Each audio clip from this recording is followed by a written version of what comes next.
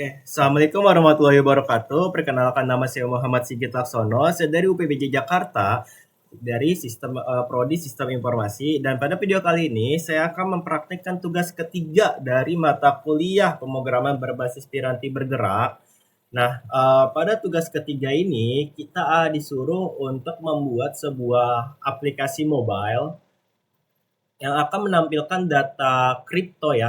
Ini menampilkan data kripto dari API tersebut, dari API coinlore.net. Nah, ini data-data API-nya cukup banyak ya, dan kita akan membuatnya menggunakan Ionic Framework. Nah, untuk tugas ketiga ini, sebelum saya memulai project, saya mungkin menjelaskan terlebih dahulu ya dari source code-nya. Nah, ini ada file yang bernama app-module.ts.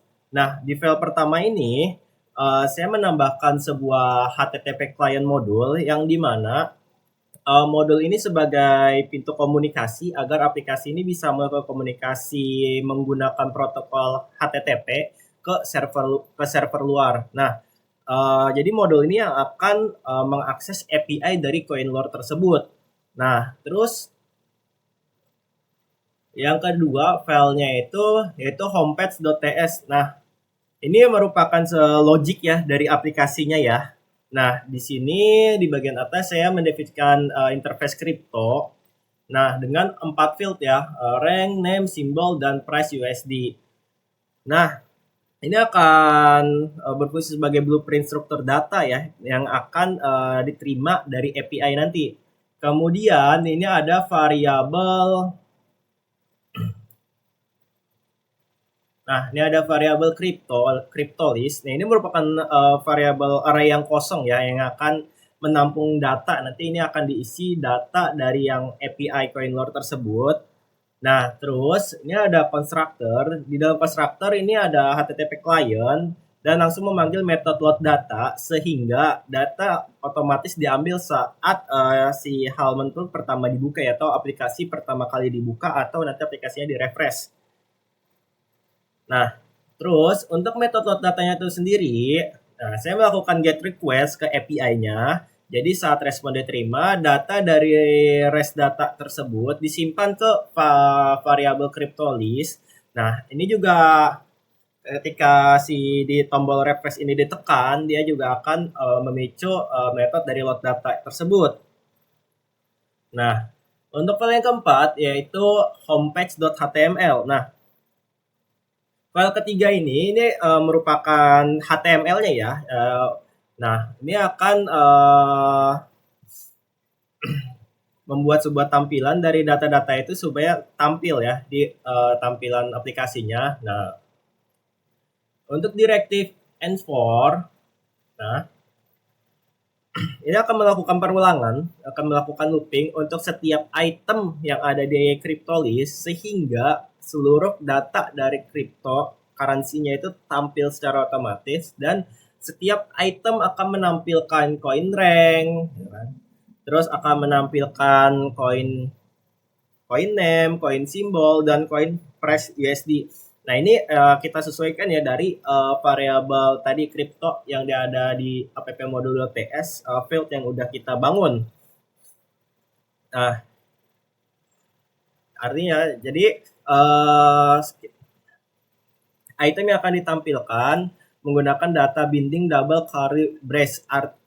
Jadi setiap kali data di CryptoList berubah, jadi nanti ketika dari API-nya itu berubah, itu tampilan layarnya juga akan otomatis berubah gitu kan. Nah, terus ini untuk CSS-nya gitu kan, supaya tampilan kita jauh lebih berwarna. Nah, ini kurang lebih file utama dalam pembuatan aplikasi menggunakan Ionic ini. Nah, supaya lebih jelas, kita akan membuat sebuah project baru, project kosongan gitu kan.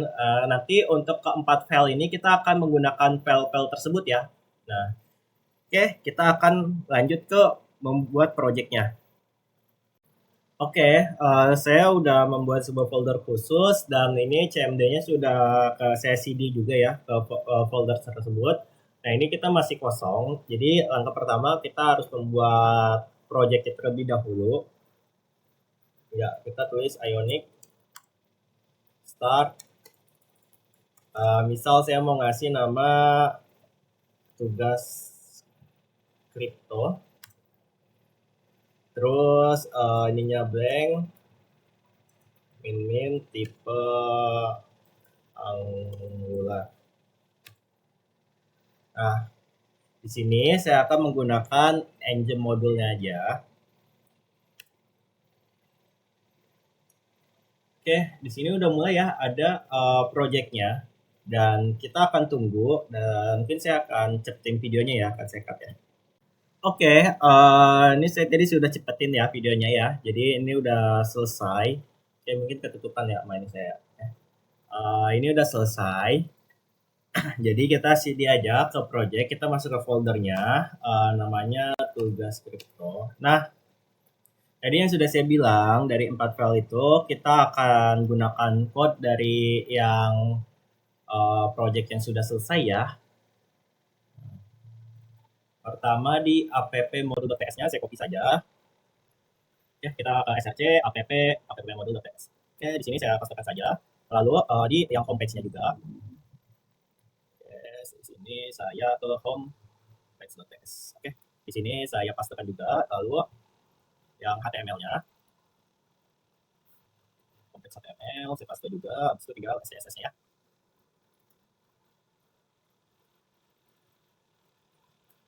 Oke, ketika 4 file ini tadi sudah saya menggunakan dari aplikasi yang sudah selesai, maka selanjutnya kita akan mungkin tes dulu kali ya gitu kan. Jadi di Ionic kita bisa tes aplikasinya berjalan di webnya. Tinggal tulis Ionic Serve.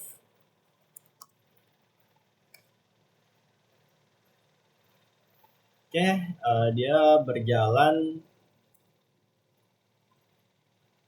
di port 8100.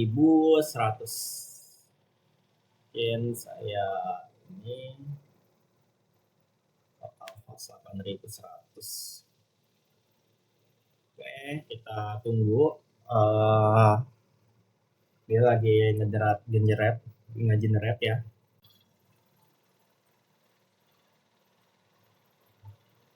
Oke, untuk homepage-nya udah berhasil ya load ya. Nah, ini aplikasi kita dalam bentuk website.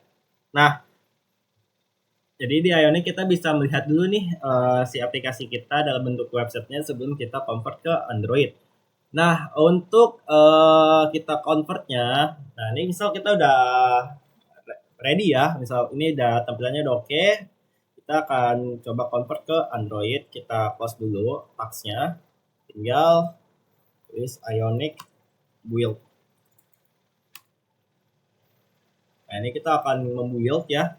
Nah, di sini oke, saya ya aja karena ini juga project ini ya, iseng.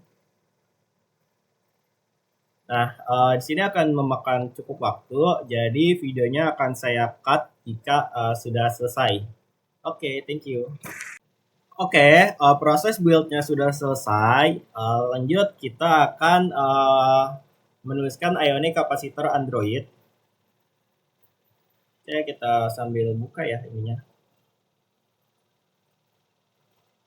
Nah, untuk kapasitor Android ini kita akan membuat sebuah aplikasi Android-nya ya, menggunakan kapasitor.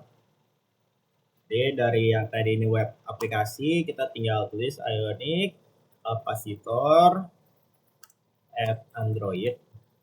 Sorry. Nah, di sini juga dia akan melakukan proses convert ya, generate ya dari aplikasinya ke Android ya. Nah, di sini ada folder Android muncul ya. Nah, kalau sudah, kita setelah itu tulis Ionic kapasitor open Android.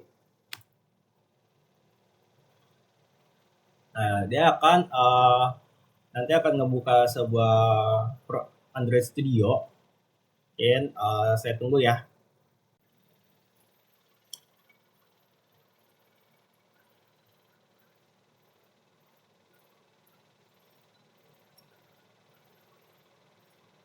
Oke, untuk Android Studio-nya sekarang kebuka.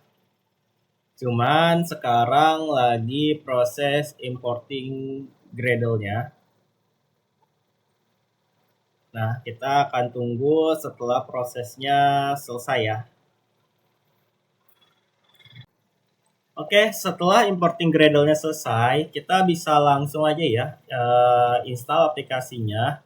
Nah, saya di sini menggunakan remote device ke HP saya, itu Xiaomi.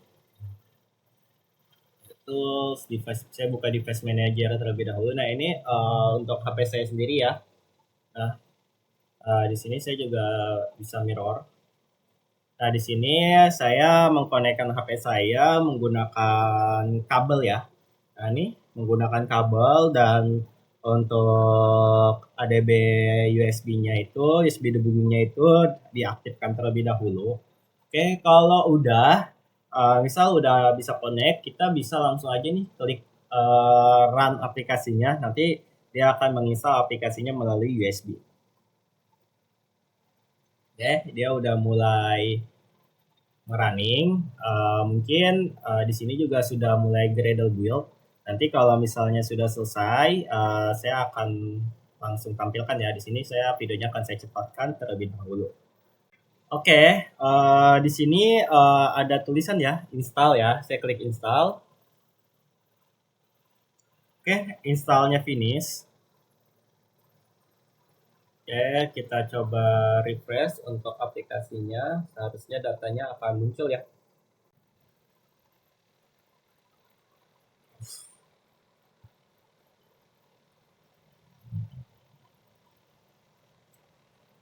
Sebentar, kenapa dia tidak mau muncul? Terus.